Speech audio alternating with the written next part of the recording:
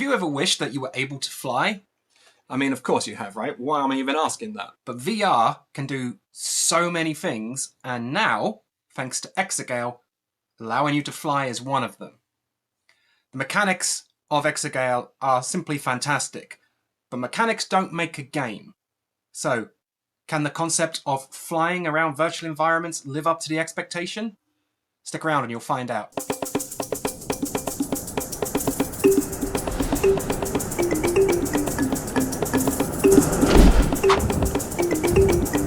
So Exer Gale just dives you straight in. The tutorial system is very basic. Flap your arms and you're going to fly. And it's interesting that it does this because there are a lot of mechanics, a lot of different gestures that you can pull to pull off the different maneuvers in the game. And Exer Gale never really tells you about any of them. It tells you about the floating circles that you can fly through to get a speed boost, or the pads that you can land or walk onto to get shot into the air and gain extra momentum. But it doesn't really tell you about like the way in which you move your arms to propel yourself in a specific direction or to slow down or anything like that. It has a really simple tutorial that will take around 5 to 10 minutes of you flying from point to point, turning in the air, which you can do either with the control stick or by turning physically. And then it launches you out of this cave into the world, and it gives you a really simple task to begin with. You're on this island, and there are lots of gems in the sky, and you have a specific time limit in order to collect 60 of them. This sounds pretty basic, but the game at this point has only given you really simple instructions as to how to maneuver yourself both in the air, which is the vast majority of the game, but also when you land. You don't land very often once you get good at the game, but initially you might find that your momentum is cutting out before you expected or going too far, and you don't know how to brake yet, so you will hit the ground a few times. Now, this last bit of this training mission, when I was playing the game, I got stuck on several times because the game had not told me how to perform maneuvers in the air. So instead of slowly progressing, I was stuck at this one point teaching myself how to perform different maneuvers. When you're doing the earlier parts of the tutorial, you are going at quite a pace, so maybe I missed something. But I think I saw every signpost and every information screen that was telling me what to do. So now you'll find yourself at this rather irritating, constant repetition of a mission that is really basic, and you're wondering why. Why am I stuck here? Why can't I go out and see what the game is in full?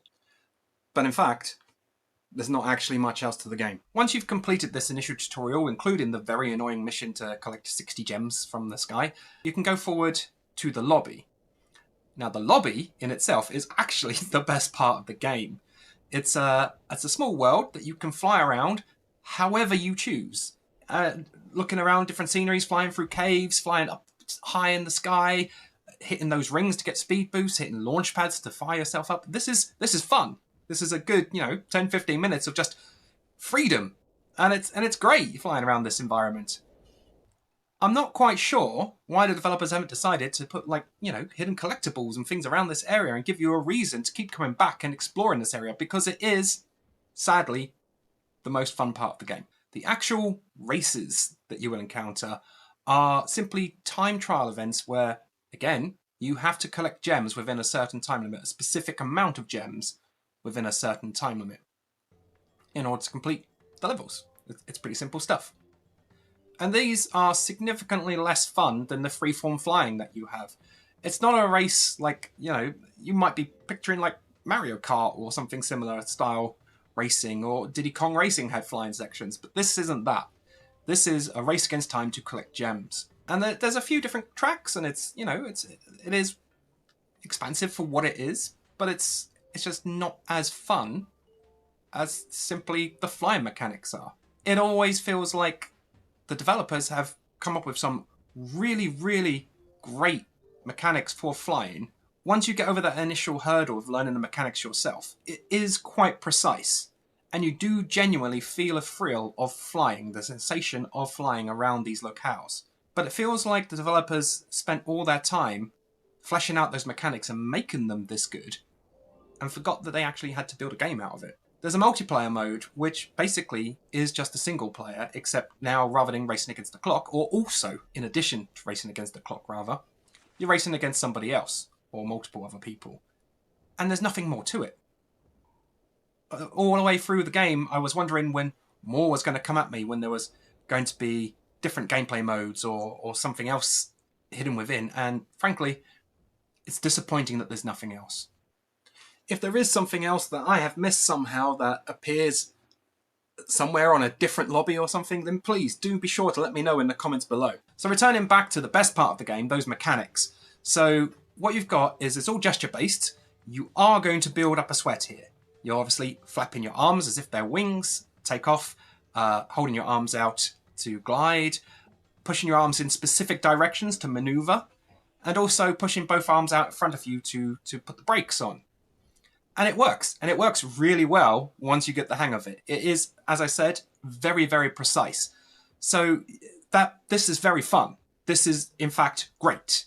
It's a wonderful experience and a very, very accurate, precise way of delivering this flying sensation to the player. But the game's not fun. The game they've built around this isn't fun. So it is quite disappointing in that respect. I'm sure the developers have got many ideas as to how to execute different experiences with these wonderful flying mechanics they've got, but what they have presented so far just does not entertain. Flesh out that lobby, put more stuff in there, more objectives and optional objectives for players to do at their own pace, and hidden objects and interactive items, and you've got a great experience on your hands. But forcing players into these gem collecting races as the only gameplay option, this is not what we wanted from Exer Gale. Realistically, Exer Gale is not a game, it's a tech demo. And it's sad that it's become this, because honestly, I've said it before in this video several times, the flying mechanics are excellent. But there's no game. There's no enjoyable game, at least. So we need more. We need the developers to go back to the drawing board and take what they have built, which is fantastic, and design a more enjoyable game experience around it. If you're happy to wait and see what develops from this, because I certainly am, then Exer Gale is definitely worth your time looking at for now, just for that lobby, if nothing else. That lobby and the sensation of flying that you get in there, freeform flying. If you want something that is going to absorb a lot of your time and engross you in the uniqueness of what VR can achieve, Exer Gale falls short. You're going to find that these flying mechanics are wonderful, but there's nothing to use them with. And so after that first 10, 15, 20 minutes of thinking, wow, this is great, I'm flying around this island, and now I'm just doing gem collecting for the next however many hours. So overall, Exer Gale, you're going to be great. I'm sure you're going to be great, but build a game around those flying mechanics and then come back and tell me.